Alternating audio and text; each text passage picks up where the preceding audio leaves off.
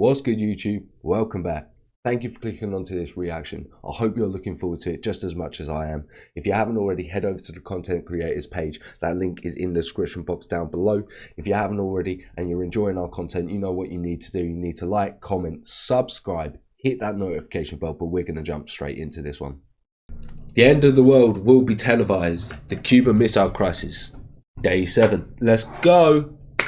The weekend when the Cuban Missile Crisis moves into an actual phase of war, the #1 album in the United States of America is Peter, Paul, and Mary's debut album featuring the song If I Had a Hammer. Now, it's about the hammer of justice, the bell of freedom, and a song about love between the brothers and the sisters all over this land.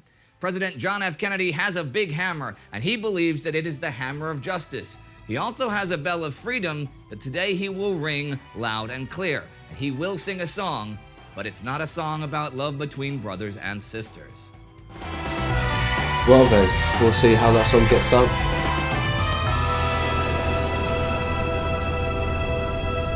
It's definitely sung by Southern American. This is TimeGhost, the Cuban Missile Crisis. I'm Indy Nidell.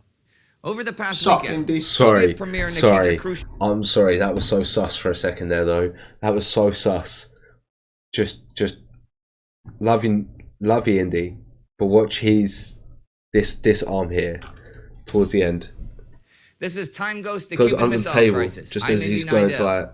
Over the past weekend, Soviet Premier Nikita Khrushchev So has gone sus. from believing that the Soviets have deterred the Americans from invading Cuba to realizing that, in fact, they've done the exact opposite. President Kennedy has moved from leaning towards doing nothing at all about Soviet missiles on Cuba to initiating an act of war against Cuba and the USSR. So on this Monday morning, October 22nd, 1962, the White House is buzzing with activity. Imagine if you're the Russian president at this moment, or whatever they're called, because the comments get at me for that one. Imagine him just waking up in the morning, someone knocking on the door, going, "Excuse me, no, I'm sleeping with my missus. Excuse me, what did I just say? Excuse me, what did I just say? The US is threatening us with nukes over Cuba." Just close the door and run away. Like imagine it. Imagine the situation. I wouldn't go in the room. I wouldn't go. That's why I said he's peeking around the door. You literally squished in between the door. Just like US has encircled Cuba with boats and threatened nukes and an invasion. You best get up. Just close the door and run. Close it and leg it. What are you doing as the president? I'm having a fag before I do anything. I never know if this could be the last time I'm with my wife. Yeah. I was about to say, I was thinking the same thing. I was like, do you find time to just have take all that frustration out, jump in the shower, get a suit on, and then go deal with the USA. It's the best moment. In fact, the entire American administration and defense apparatus are working at high speed and with great intensity. The military preparations have been extended beyond the Atlantic and the East Coast. Troops and supplies are being moved towards the Caribbean from all over the world. I just see a train of tanks. Now, it is not only the Soviets that have noticed. This morning, the Washington Post runs a headline on the front page I'd rather see a train speculating of that tanks than a train of men in prison. there is an international crisis pending. Based on observations of these activities, it is high time for the government to act. The public announcement is going to be made at 7 p.m. Eastern Time. Before that, Kennedy will talk to the congressional leadership and key allies. To prepare for all of that, he will convene cabinet members and meet with military and civilian advisors throughout the day. Okay. First, the White House press secretary contacts all major U.S. news outlets and asks them to hold back on any reports until the end of the day. Do you remember having a phone But with a cord on it? concern Yeah, I do. the Soviets will make an announcement themselves, preempting the Americans. For a minute, the White House considers issuing an immediate written statement, but finally, they decide to stick to the plan. One of the first things to do is to prepare the speech to be delivered to the United Nations by U.S. Ambassador to the UN, Adlai Stevenson.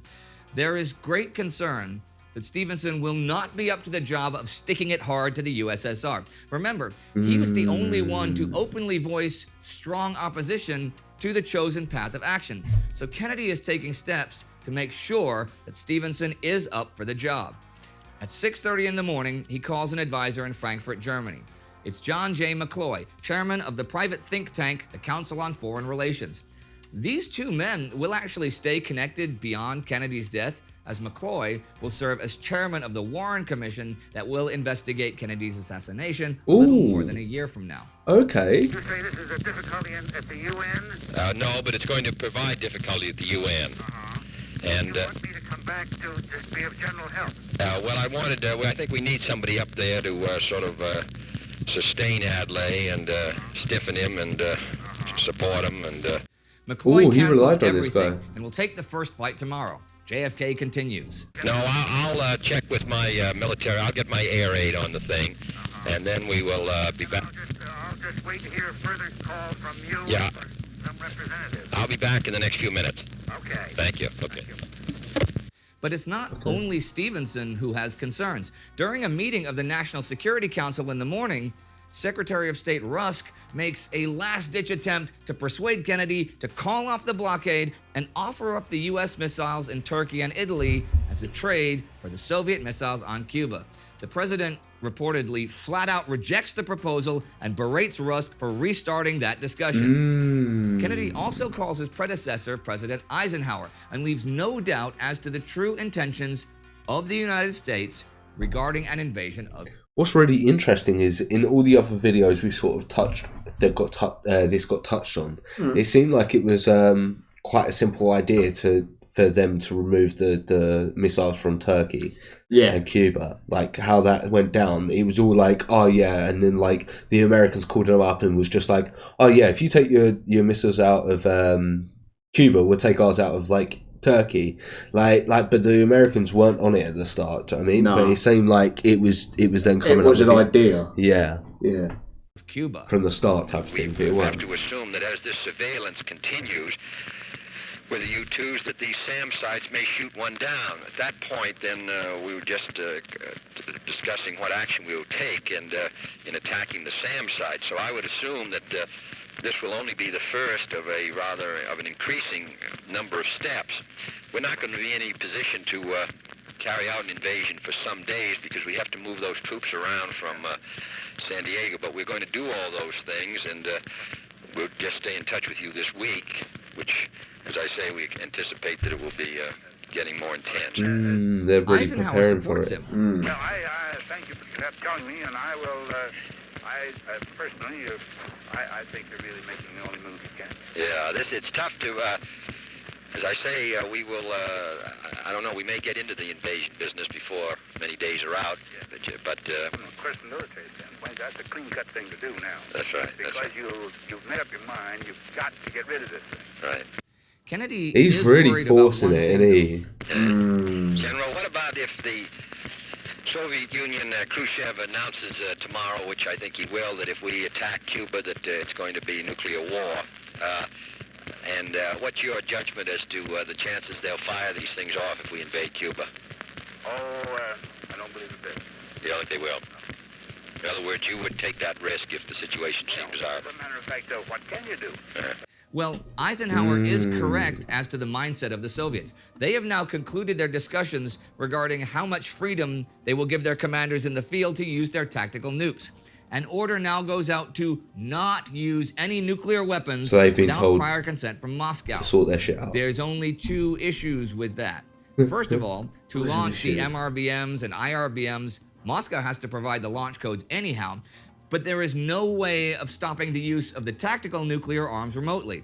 Second of all, the commanders have already been given the order that if they should lose contact with the state, they can deploy tactical nukes as they see fit. As we will see in Daze, this is not a hypothetical situation, but a real direct threat. Yeah. Meanwhile, the U.S. Armed Forces are taken to the third highest defense readiness, DEFCON 3, increase in force readiness above that required for normal readiness. In practice, this means that the Air Force is now ready to mobilize within 15 minutes, and that all other service branches are ready to act. Hey, you know what? The mother of a school friend of mine contacted me on Facebook when we started this series. Well, she was also my 5th grade English teacher, actually. Anyhow, she told me that at this time, she and her U.S. Army husband were stationed in Wiesbaden, Germany, and she was in hospital about to give birth to her first child in a matter of days. She then got a message that in case of a nuclear exchange, she should make her way to Spain to be repatriated. Nobody told her, though, how she should go about doing this. Anyhow, it might seem odd that President Kennedy has moved from considering doing nothing at all only 3 days ago to heading to war with determination today. But if you think about it, it's not really. Let us know in the comments. The president is commander-in-chief of the armed forces. While Kennedy has personal doubts and fears that he might be starting World War III, once he has committed himself to a course of action, he really has no choice but to follow through. For others in the administration, it's different, like Attorney General Robert Kennedy. Now, RFK will later claim that he was the first one to oppose the Hawks and that his line was always diplomacy. With the declassified records, we know now that this is not correct. On the first day of the crisis, he was a strong advocate for an immediate invasion. 6 days later, he's changed his mind. Okay, he changed his mind. We also know that it was Under-Secretary of State George Ball that convinced RFK to reconsider during several discussions between the 17th and 19th of October. To what extent the Kennedy brothers discussed and planned this as a coordinated good cop, bad cop effort, we will never know, as they will both fall victims to assassins' bullets before they can reveal the full story. I didn't realize your brother died there. In order to understand what is about to happen, we have to consider for a moment the world of 1962. Television is a relatively new phenomenon, and there's not even landline telephones in many homes in the Western world. Outside of the West, the vast majority of the world's population still doesn't even have electricity. Nonetheless, President Kennedy is the first president to make extensive use of TV to communicate. Still, a great many of his viewers will catch him on TV in neighbors' homes or standing in front of a television shop window. His television address will be the first time that What crazy different era, man. We live in such a crazy era. They lived in a crazy era. Everyone goes outside the window of a TV shop. Oh, because it's so interesting how from like 1900 to now, so much has happened. It's kind. You can't fathom it if you generally open your mind up and think about it. It makes my. It doesn't make sense. No. It's nah. We're just thick. We're just thick. International crisis. It's crazy. And the threat of world war is delivered directly to the people via TV. Over the next 24 hours, it will be replayed again and again on TV and radio all over the world. It will have a stunning effect on the world population. I've got an interesting thought process. Do you think that, because of our generations, because so much has happened between our generations, would you say that we're more different than our previous generations compared to someone who was in the 800s? And their generation probably was the same for 3-4 years before things started to change. Do you get what I'm saying? Yeah. So it probably for them, their the generation children and their children and their children's, it would only get to the 4th generation and then it would start changing. Whereas us, our kids are going to have a completely different experience. The generation that's ahead of us now, the young ones, fucking awful. Yeah, but we're completely different to the generation before us, and they're completely different. Every generation is different. I don't think so. I reckon maybe in the in the 800s, maybe the 1200s, because there was such a slow development in technology that their generation wasn't that different. There was a lot of similarity. This is an interesting one to think about. Yeah. Many of whom are veterans or civilian victims of the worst human conflict to date, World War II. Moreover, the Cold War is on everybody's minds. Even those of us like Sparty and me, who experienced only the end parts of the Cold War, can assure you... Was the Cold War the first televised news for the world that was just do you mean bombarded? Do you mean for like geopolitical situations or for TV shows? It was the first crazy thing to go on TV. Obviously, we don't know. But I do see in the comments box down below that people say that this was massive in America. Yeah. And the fact that they like it was all through on TV showing this. All would have been so I can imagine it being correct what you said. Yeah. But I'm just not 100% sure because of the error. But I definitely can imagine. Let us know. That we lived in constant fear of nuclear war. Good evening, my fellow citizens.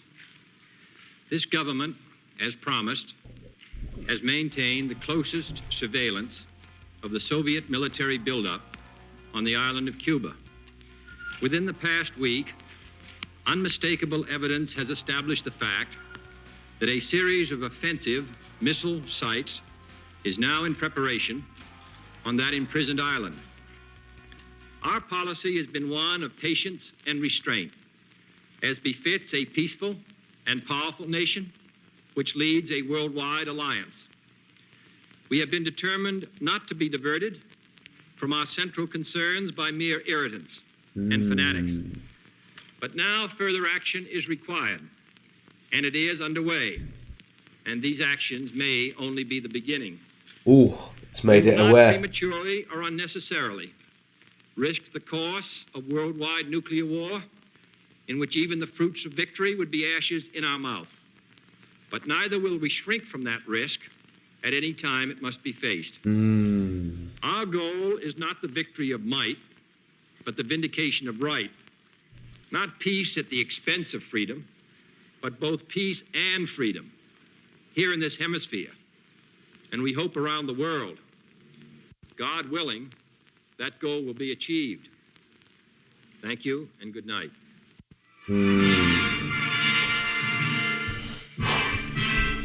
Imagine seeing that on your TV. Charles See just you comes on tomorrow now. on day Makes 8, that nice when the announcement. diplomatic dance makes new twists and turns. We've uploaded Kennedy's complete address, and you can find it right here. Do not forget to subscribe, and please support us at patreon.com or timeghost.tv so that we can make more awesome history. Definitely go do that. That link will be in the description box down below. Makes amazing content. Another great video for us. We're thoroughly enjoying this one.